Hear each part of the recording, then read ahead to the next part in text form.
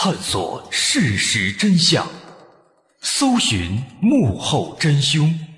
欢迎收听《绝密档案》，还原事实，探索真相。欢迎来到今天的《绝密档案》，我是大碗。2010年，黑龙江的一名男子发现自己的妻子离奇失踪了。虽然他及时报了警，但是2-3个月的时间过去，妻子的下落却一直没有新的进展。直到后来一个很巧合的机会，他才在一个意想不到的地方发现了自己的妻子。在一番调查之后，一件错综复杂又令人瞠目结舌的案件也就此浮出了水面。2010年4月8号，家住在黑龙江鹤岗市东山区的王大发正开车在外面工作，突然他的手机响了，拿起手机发现是邻居打来的。这个邻居叫做方英，是一个50来岁的单身母亲，她的丈夫在多年前去世，她没有再婚，独自抚养儿子，母子俩相依为命。他们俩就住在王大发家对门，两家人的关系也还不错。看到电话是邻居打来的，其实王大发的第一反应是有些奇怪的，因为这个方英早在1年多以前就出去打工了，期间一直没有回来，至少王大发从来没有看到他回来过，甚至就连他儿子的婚礼都没有来参加，也不知道在哪里发大财，连家都不愿意回了。那现在他突然给自己打电话，到底有什么事儿呢？接听电话之后经过几句简单的寒暄，方英说自己这2年做生意赚了一些钱，在双鸭山的集贤县买了一套新房，但是现在自己特别忙，身边的人手也不够，所以希望王大发能够让他的妻子菊玉娟去帮忙收拾一下新房，因为他知道菊玉娟之前有相关的工作经验，并且他说最好是今天就让菊玉娟过去，因为事情比较多，可能要做好几天。听完这番话王大发表示完全没问题，毕竟邻里之间相互帮助是应该的，而且方英这么多年来一个人带孩子很不容易，作为邻居他也愿意多帮帮忙，况且自己的妻子菊玉娟一直赋闲在家，能去就去吧。王大发并没有感到这件事儿有什么不妥，于是当即就答应了，并且让方英直接和妻子菊玉娟联系。王大发这边呢，因为他的工作原因经常会几天回不了家，这次也一样，直到6天之后的4月14号他才再次回到家中。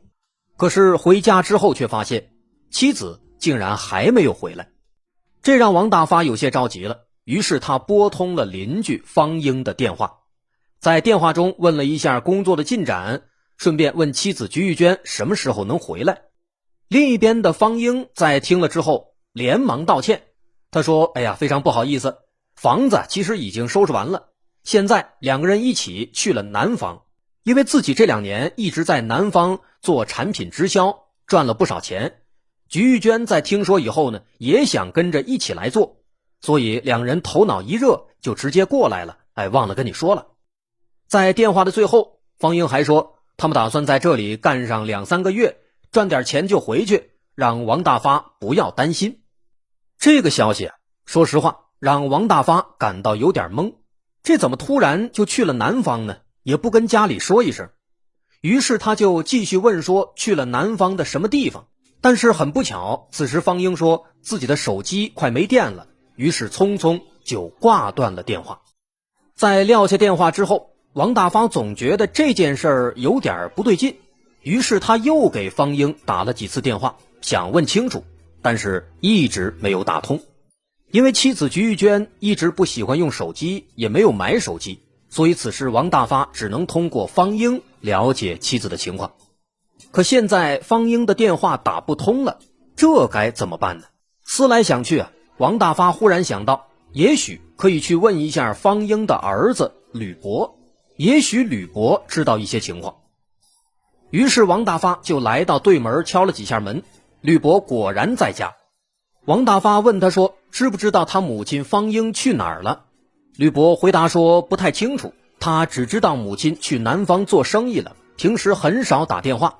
母亲那边好像特别忙，有时候自己给打电话也经常打不通。这番回答让王大发越发感觉不对劲了，因为这几年传销组织特别猖狂，方英和自己的妻子菊玉娟都没有什么文化，难道他们被骗进了传销组织吗？尤其吕伯说母亲的电话经常打不通，好像很忙，这似乎确实很像是传销组织的一些特征。因为这些组织会严格控制受害者的生活起居，限制他们和家里联系，而且那些传销组织会强迫受害者把身边的朋友都拉下水，自己的妻子也许就是因此被骗进去的。想到这儿，王大发彻底坐不住了，他立刻来到附近的派出所报了案，说自己的妻子和邻居可能被骗进了传销组织。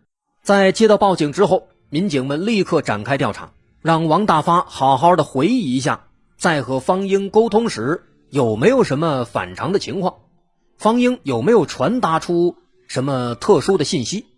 同时呢，民警们也找到吕伯，让吕伯回忆一下近期和母亲通话时有没有什么特殊情况。可是两个人使劲想了半天，也没有想到什么有用的信息，就光知道他们在南方，而且有一段时间没回来了。那这个情况确实就比较难办了，民警们只能对方英的电话展开监听，一有消息就立刻追踪，但是这一等就是2个多月。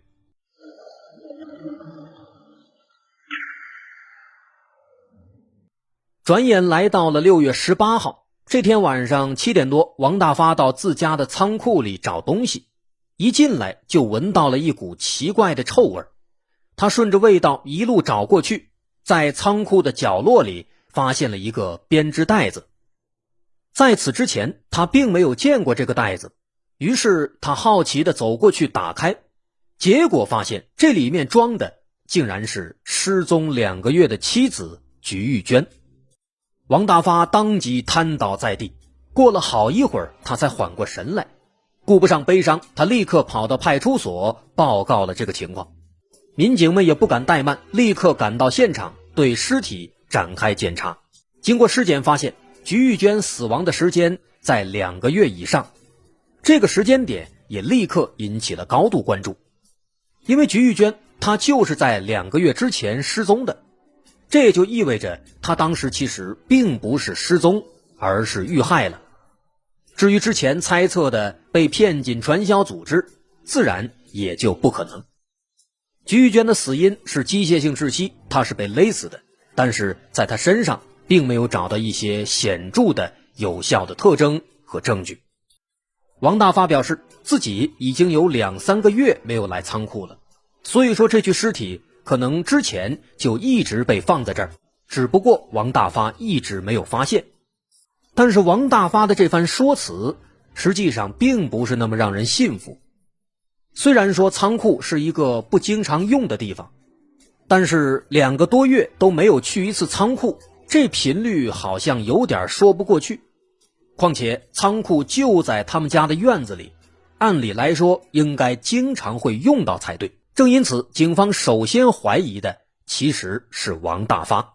不过对这起案件来说呢，其实王大发是冤枉的。警方第一时间对他做了调查，发现他确实没有作案的时间和动机。王大发没有问题，那么下一个有嫌疑的自然就是当时打电话的邻居方英。王大发说自己一直在尝试寻找方英，但是方英一直没有回来，家里只有他的儿子吕伯，但是吕伯对母亲的行踪也不知情。这个情况确实有点麻烦。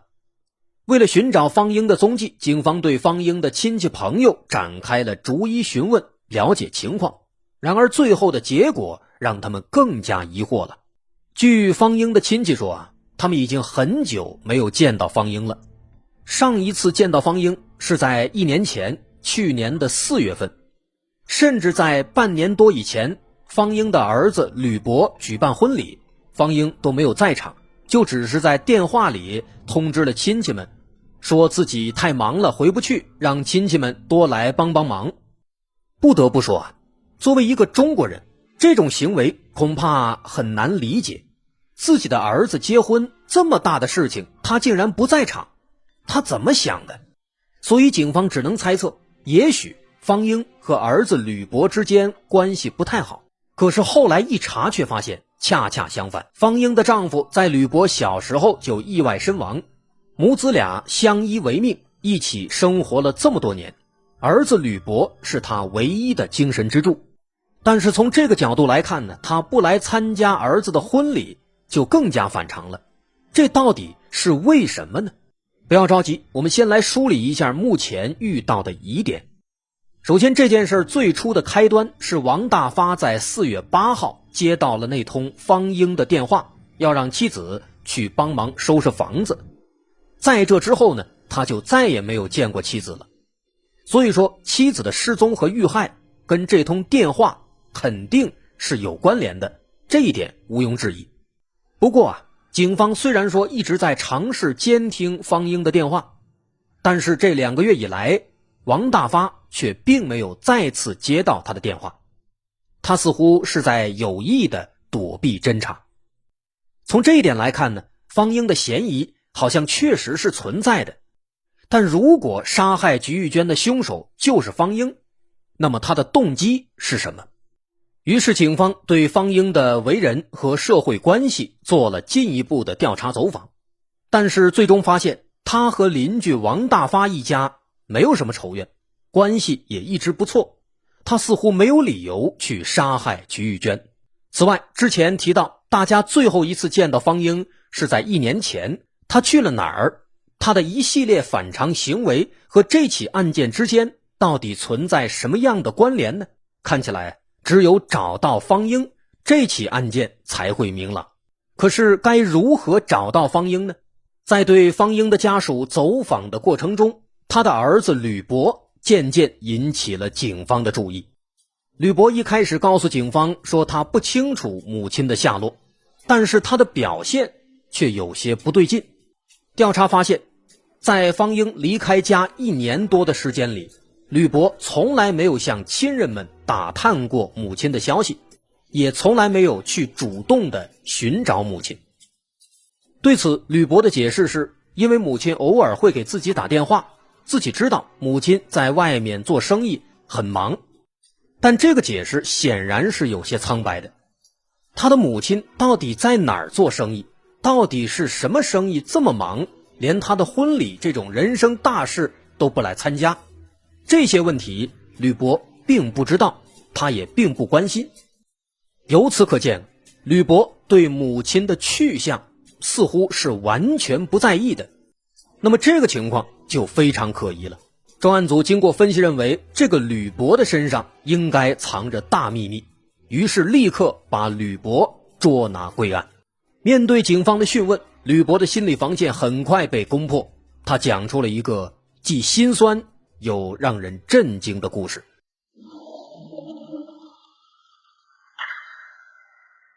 1987年，吕博6岁，那一年他的父亲不幸去世，只剩下他和母亲方英相依为命。小小年纪就失去了父亲，因而方英对吕博加倍呵护。但同时，方英对吕博的要求也非常高。吕博想要做什么事情，必须要经过方英同意，如果做错了事或者违背了他的意愿，就会遭到严厉的惩罚。这个惩罚甚至有时候可以用变态来形容。方英之所以会这样，其实就像刚说的，因为丈夫死了，儿子吕博就成了他唯一的精神支柱了。他生怕孩子会脱离自己，离开自己，所以才想死死地控制住。根据吕博回忆，他小时候曾经有一次偷了邻居家小孩的一个玩具，被方英发现了。他拿了一根针，把吕博的10个手指头全都扎了一遍。吕博疼得哇哇大哭。从那之后，吕博就变成了一个妈宝男，凡事都对母亲言听计从，因为他怕了。而母亲方英对他的态度呢，后来也一直变得非常好，没有再出现过那种变态的惩罚。这对母子之间似乎已经找到了一种比较完美的相处模式了。但是这只是暂时的。时间飞逝2002年，吕博21岁，他在当地的矿井找了一份工作。在单位里，他陆续结识了几个女孩子，也谈了几次恋爱，但是这几次恋爱却没有一个好结果，并不是因为吕博对对方有什么意见，而是因为在每次恋爱过程中，方英都要从中作梗，强迫吕博分手。方英认为这些女孩配不上自己的儿子，不应该和自己儿子在一起。一开始，吕博对母亲的想法表示理解，认为他也是为了自己好，毕竟是人生大事嘛，母亲给把关，这也是正常的。这样的日子又过了6年，吕博已经27岁了。这一年，他又谈了一个女朋友，这个女孩名叫卢晶，两个人兴趣相投，惺惺相惜。对这段感情，吕博格外的看重，他非常喜欢卢晶，认为卢晶是自己生命中注定的另一半，想和她一起度过余生。但是考虑到自己之前的几个女朋友都被母亲拆散了，他生怕母亲对卢晶也不满意，所以就没有把这段感情告诉母亲。直到过了小半年，到了2008年10月，两人之间进展飞快，已经到了谈婚论嫁的程度。吕博已经见过卢晶的父母，对方父母也非常满意。到了这个时候，吕博才带着卢晶回家和母亲方英见面。但是没想到吕博这招先斩后奏，成功的把母亲给激怒了，这让他在心理上对卢晶更加排斥了。于是方英对吕博说，这个卢晶条件太一般，配不上你，你还是跟他分手吧。可是这一次吕博也不想再当妈宝男了，他认为我命由我不由妈，这次要自己做主，就要和卢晶在一起。他说自己确实非常喜欢卢晶，并且也已经见过卢晶的家长了，所以这次必须要自己说了算。方英他本来就对这件事儿很生气先斩后奏，现在呢又看到儿子反抗自己，他更加生气了。于是母子俩竟然因此吵起来了。这件事让母子之间的关系瞬间陷入僵局，两人冷战了一段时间。可是总这样僵着，这也不是办法。于是一段时间之后，吕博就又开始在方英面前开始软磨硬泡，说自己是真的喜欢卢晶，知道母亲这些年呢非常辛苦，以后一定要加倍孝顺等等等等。但是方英呢并不接受，仍然是一律的拒绝。可以说吕博多次和母亲沟通，但是每次都被母亲指责一顿，这让他非常的郁闷。其实在和之前的几个女友交往的时候那些女友就曾经说过吕博是一个妈宝男，不能总听妈妈的。到了现在这一刻，他意识到之前的女友说的是对的。于是在和母亲数次沟通未果之后，他再一次和母亲吵了起来。这次吵得尤为激烈，不光说了很多难听的话，他还离家出走，住进了单位的宿舍。这番操作也让方英勃然大怒。既然儿子不听话，那干脆就从卢晶入手。于是方英直接就闯到了卢晶的家里。卢晶的父母看到未来的亲家母来了，非常热情的迎接。但是没想到方英一进门就破口大骂，说他们的女儿是狐狸精等等等等。卢晶的父母被这么骂了一顿还没搞明白是怎么回事呢，方英又气势汹汹的摔门出去了。很快这件事就被吕博知道了，这让他又脸红又生气，赶紧向未来的岳父岳母道歉，并且回到家里和母亲对峙。然而万万没有想到，回到家之后还没等他反应过来，母亲啪啪2巴掌直接就打在了吕博的脸上。吕博也气急了，当场和母亲就展开了对骂，各种脏话越骂越难听。最后他在愤怒中再次摔门而出。这件事让吕博忍无可忍，他已经下定决心，就偏偏要叛逆一次，不管母亲怎么阻挠，都必须要和卢晶结婚。然而让他没想到的是，几天之后他突然接到了母亲的求和电话。在电话里，母亲竟然想开了，同意了他和卢晶的婚事。并且表示要找一个时间好好的聊一聊。方英真的想开了吗？当然不会，这其实是他的圈套。在电话里，方英和吕博约定在商场门口见面，聊一聊他们的婚事。吕博如约而至，可没想到迎接他的是3个中年大汉。这3个大汉二话不说，把吕博拖进了一辆车里，最后把他拉回了家中。方英早已等候多时，在3个大汉的帮助下，他把吕博关在了卧室里，并且锁住了房门。到这个时候，吕博才知道自己被骗了，母亲是不可能同意这门婚事的。不仅如此，方英还恶狠狠地说，如果吕博不和卢京分手，那么他就找人把卢京给强奸了。这番话让吕博毛骨悚然，他不敢相信自己的母亲为了阻挠自己，竟然会说出这样的话，甚至有可能真的会做出这样的事情。愤怒中，他一脚踢开房门，准备离开，但是方英却立刻挡在门前，不让他走。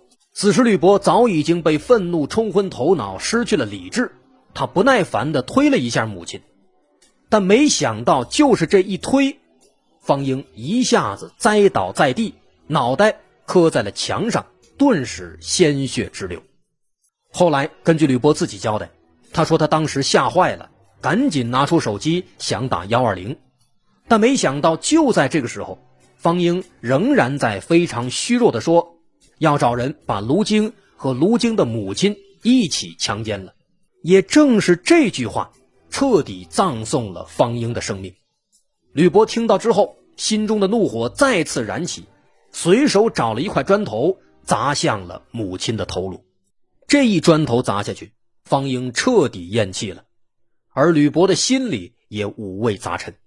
他跪在母亲身前嚎啕大哭，接着他又突然停下，把母亲的尸体拖到了自家后院，扔进了废弃的菜窖里。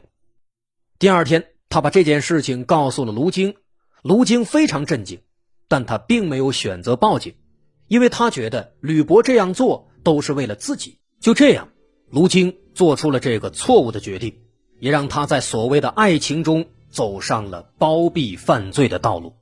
年轻的卢京并不知道，爱情固然可贵，但建立在罪恶之上的爱情是最不牢固的，因为真相早晚要大白于天下，到那一天，所谓的爱情也会随之消散。为了隐瞒罪行，吕博和卢京把藏匿尸体的菜窖填平，又和亲戚们说母亲去外地做生意了。但他知道这样的谎言不可能维持太久，为了达到长久隐瞒的效果，他和卢京专门去买了一部具有变声功能的变声手机。这种手机顾名思义，可以在打电话的时候通过软件的调节改变自己的声音。他们打算利用这款手机来模仿母亲的声音，给亲友们打电话，伪造一个母亲外出做生意的假象。于是接下来他们把方英的手机卡装进变声手机，把软件调成中年女性的声音。吕博利用自己对母亲的熟悉，模仿母亲说话。他专门和卢京测试了一下，发现和母亲的声音确实比较相似。于是他们又给一个不怎么走动的亲戚打电话，而对方果然也没有任何怀疑，认为就是方英在说话。就这样，在之后的时间里，吕博以方英的身份多次和亲戚们打电话，说自己去外面做生意了，一时半会儿回不来。当然了，这种模仿出来的声音和真实的声音肯定是有差别的，也有一些亲戚提出过疑问。但是因为吕博他在说话的方式和语气上模仿的太像了，毕竟那是他妈呀，而且这个电话号码呢确实也是方英的，所以亲戚们并没有进一步的怀疑过，就只是觉得可能方英嗓子不太舒服。现在有了手机的助力，吕博和卢京也终于放心了。他们大张旗鼓地筹备起了婚礼，并且利用手机给亲戚朋友报喜，邀请他们参加。在这期间，大家没有丝毫怀疑，就连卢京的父母都被成功蒙骗，最终他们的婚礼也顺利举办了。但是真的没有人察觉到不对劲吗？答案是否定的。只要是谎言，总会有破绽。方英的邻居王大发的妻子菊玉娟，她就察觉到了不对劲。一开始菊玉娟一直追问方英去了哪里，为什么孩子结婚这么大的事情都不回来。吕伯被问得哑口无言，只能搪塞了几句，挂掉电话。几个月之后，在案发那天2010年4月8号，吕伯突然接到了菊玉娟的电话。在电话里，菊玉娟阴阳怪气地问说，你们家的菜窖怎么填上了？不会是里面闹鬼了吧？这句话让吕伯汗毛直立，他立刻强装镇定，回答说，我不知道你在说什么。但是菊玉娟呢，却不紧不慢地表示，这事儿我没告诉任何人，包括我丈夫现在也都还不知道呢。其实菊玉娟这番话已经说得很明白了。吕伯一听，他也不再装傻，连忙表示可以去他家里见面详谈。菊玉娟答应了。之后两人见面以后，菊玉娟也不再遮遮掩掩，直接敞开说自己怀疑方英并没有去外地，而是躺在菜窖里，但是自己可以帮忙保守这个秘密，条件是1万块钱的封口费。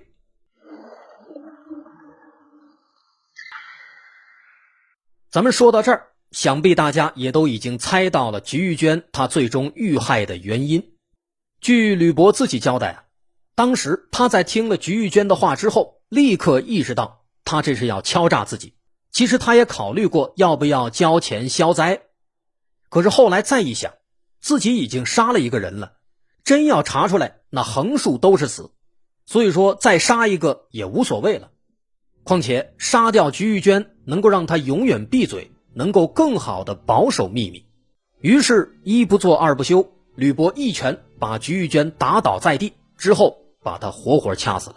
接下来他找了一个编织袋子，把尸体放进去，拖到了菊玉娟家仓库的角落中。随后他返回现场，做了一次仔仔细细的清洗，之后迅速离开。其实吕伯的想法在某种程度上是有一定道理的，的确杀掉菊玉娟能让他永远闭嘴，但是他却没有想到杀害菊玉娟会让他留下更多的线索，暴露出更多破绽，这反而不利于他继续隐藏。果不其然，虽然他继续利用变声手机对王大发撒谎，说要请菊玉娟去帮忙收拾房子，可是菊玉娟她和方英不一样啊。方英是孤身一人，没人惦记，就算失踪了也没有人会找。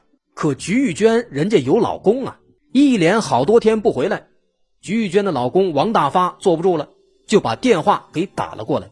吕伯没办法，只能继续撒谎，说带着菊玉娟去南方做生意了。可是妻子不辞而别，王大发肯定着急他就不断的追问，吕伯只能继续撒谎应付。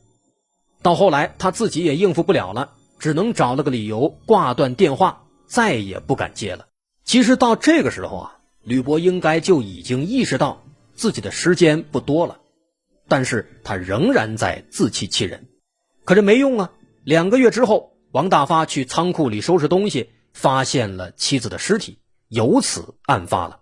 警方这边也是势如破竹，很快就查到了吕伯的身上。这只能说是自作孽不可活。2010年8月，经鹤岗市中院审理，吕伯涉嫌故意杀人罪被判处死刑，卢京涉嫌包庇罪和毁灭伪造证据罪判处有期徒刑7年。这2个相爱的年轻人就这样亲手毁掉了自己本应美好的人生。